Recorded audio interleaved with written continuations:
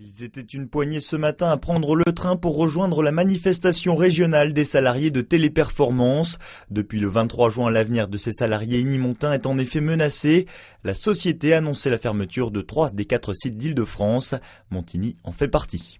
Pour l'instant, il y a très peu d'éléments tangibles. Le groupe se porte bien. C'est pas pour des difficultés économiques. Le secteur des centres d'appel ne fait pas partie de ceux qui sont le plus touchés par la crise, même si Téléperformance invoque ça. Donc c'est vraiment une volonté de réduire les coûts, de maintenir les profits au maximum. 122 postes d'encadrement sont directement menacés en Île-de-France sur les 900 employés que compte l'entreprise sur la région. Seul le site de Guyancourt serait conservé. Ce serait le seul conservé en Île-de-France, sans compter le siège. Donc une partie serait rapatriée sur Guyancourt et puis aux autres on propose Orléans ou Villeneuve d'Ascq. Téléperformance compte 8000 salariés en France et plus de 100 000 dans le monde. Ils dorment dans leurs locaux à Montigny et ils viennent de voter la poursuite du mouvement. 76 salariés du leader mondial des centres d'appel, qui d'ordinaire renseignent les clients Orange, ont raccroché depuis lundi. Téléperformance avait racheté l'entreprise en avril 2009 et présenté un plan de sauvegarde de l'emploi 3 mois plus tard. 157 encadrants pourraient être licenciés et 318 conseillers se sont vus proposer un nouveau poste à Orléans. La direction fait des propositions qui ne sont pas crédibles pour certains. Par exemple, propose aux salariés de partir à Orléans, sachant que l'activité à Orléans n'a aucune garantie. Ceux qui n'accepteront pas le poste à Orléans seront licenciés. Les conditions financières de départ sont jugées insuffisantes par les salariés. Ces derniers devront toucher simplement 1/5 de leur salaire par année d'ancienneté. Donc il faut savoir qu'ici, les salaires, l'ancienneté est à peu près de 2-3 ans en moyenne. Ce qu'on veut, c'est partir avec dignité.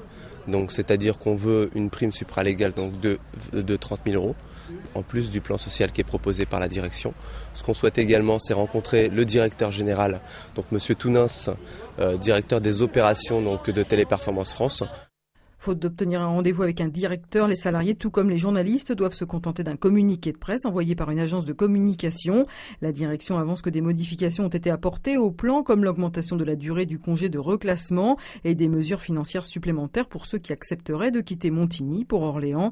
En fin de journée, les téléconseillers de Montigny sont allés à la rencontre de salariés du centre de Guyancourt pour les associer à leur mouvement. Le calme est revenu dans les locaux de Téléperformance à Montigny. Les salariés ont repris leur travail. Ils devront maintenant patienter jusqu'au 22 septembre. Le juge des référés doit statuer dans 15 jours sur la validité de la procédure du plan social. Selon les syndicats, la direction n'a pas tenu compte de l'avis du comité hygiène et sécurité. Nous avons déposé un référé parce que la direction a souhaité passer au-delà de ça, donc en envoyant les courriers tout simplement, puisque depuis maintenant le 2 septembre, les salariés ont reçu un accusé-réception pour leur proposer une mobilité soit à Orléans, soit à Villeneuve d'Ascq. Alors que la procédure n'est pas terminée, il y avait un référé, ils n'en ont même pas tenu compte puisqu'ils ont estimé que ça les concernait pas, que eux ils continuaient leur procédure, et à partir de là, donc ils envoient quand même les courriers. Notamment les courriers aussi de licenciement qui ceux-là doivent normalement être envoyés à partir du 12 octobre. De son côté, la direction, par le biais d'une agence de communication, tient à préciser que tous les délais ont été respectés et que la procédure du plan de sauvegarde de l'emploi poursuit légalement son cours. La direction rappelle que 5 réunions ont été tenues à ce sujet.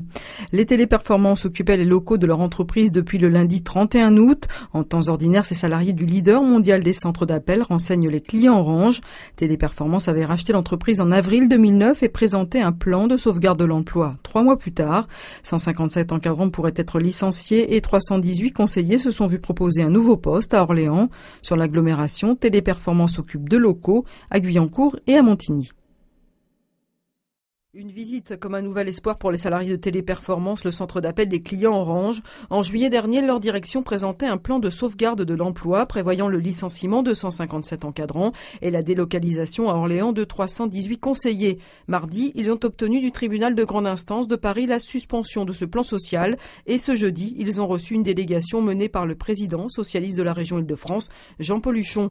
Ce dernier a rencontré la direction du site de Montigny et proposé que la région finance un audit sur les conditions de travail, organise une table ronde sur l'avenir du métier de téléopérateur en Île-de-France et supervise l'aide financière apportée aux salariés qui accepteront leur départ vers Orléans. Comme on a signé un accord avec les partenaires sociaux sur toute l'Île-de-France pour mettre à disposition des entreprises qui rencontrent des difficultés, comme ici, des solutions alternatives sur le plan de l'emploi, des formations reclassantes ou des formations qui permettent d'anticiper des reclassements, on va demander l'éligibilité de ce secteur économique à la convention au préfet. J'ai le sentiment qu'ils ont bien compris le problème, qu'ils ont bien compris également qu'ils avaient affaire à une direction qui n'avait pas énormément de réponses viables ou en tout cas satisfaisantes. Et je pense que le dossier, j'espère en tout cas que le dossier sera creusé comme ils l'ont promis. La direction nationale qui en ce moment étudie la possibilité de faire appel du jugement du tribunal de grande instance n'a pas encore donné son accord aux propositions de Jean-Paul Huchon. On a échangé, ils nous ont fait effectivement des propositions qui sont aujourd'hui à l'étude par la direction. Donc ça va faire l'objet, je pense, de discussions qui vont continuer. Oui. En milieu d'après-midi, les salariés ont également été reçus par le maire de Guyancourt. Le travail se poursuit sur le site de Montigny dans un climat un peu tendu. Les salariés ont vu leur téléphone scellé dans des boîtes en carton pour éviter des transferts d'appels sauvages. Prochaine étape, le 1er décembre, le tribunal de grande instance statuera cette fois sur le fond, sur la validité du plan de sauvegarde de l'emploi.